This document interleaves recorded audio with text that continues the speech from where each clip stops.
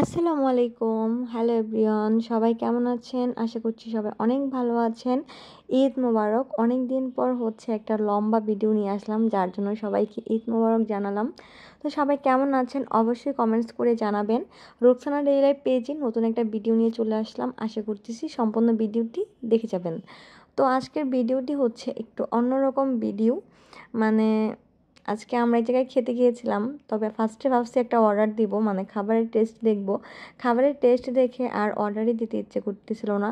তো কোথায় গেলাম, কেন এরকম হলো, সেটাই এখন আপনার সাথে শেয়ার করব। আমি আমার বাবার বাড়িতে গেছি ঈদের কয়দিন পর, 3 দিন না 4 দিন পর গিয়েছি। তো আমার বোন অনেক দিন আগে থেকেই বায়না ধরেছিল যে তাকে নিয়ে যেন আমরা ঈদের পর আমি আমার বাপের বাড়িতে গেলে যেন ওকে নিয়ে ঘুরতে যাই। তো আমাদের এখানে ওরকম ভালো কোনো রেস্টুরেন্ট ছিল না, ছিল দূরে।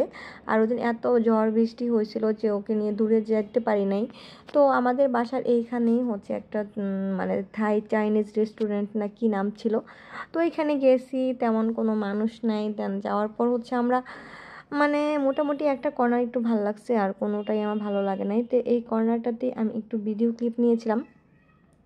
আসলে যে ফুড গার্ডেন থাই চাইনিজ, কিন্তু এখানে আদৌ কি চাইনিজ খাবার পাওয়া যায় কি না সেটাই আপনাদেরকে জানাবো। তো এখানে বাহিরেও বসার স্পেস আছে। তো আমি বাহিরে যাচ্ছিলাম, দরজাটা অনেক টাইট ছিল, যার জন্য খুলতে একটু অসুবিধা হয়েছে। তো এই তো আমি বাহিরে এসেছি, আর এটা একদম মেন রোডের সাথে। এটা বাগের বাজার থেকে একটু সামনে। তো যারা বাগের বাজারে আছেন তারা তো অবশ্যই এটা চিনেন। তো তারপর এইখানে আমরা বসি। আমরা এত বাতাস ছিল বাইরে ওই দিন।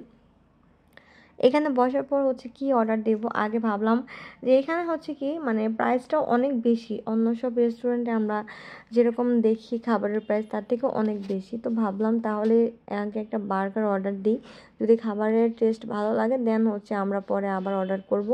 আর এই তো আকাশে এত সুন্দর চাঁদ ছিল।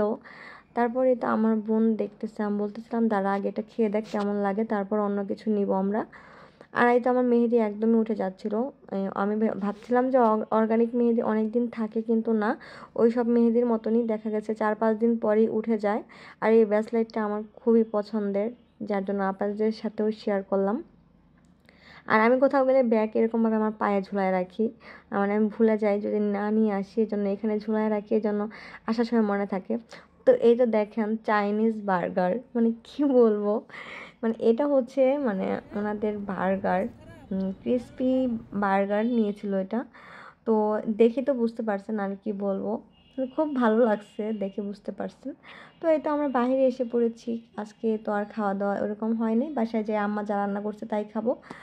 তো এই আর কি, আজকের ভিডিওটি কেমন লাগলো অবশ্যই কমেন্ট করে জানাবেন। আর কারা কারা এই রেস্টুরেন্টে গিয়েছেন অবশ্যই কিন্তু কমেন্ট করে জানাবেন। আল্লাহ।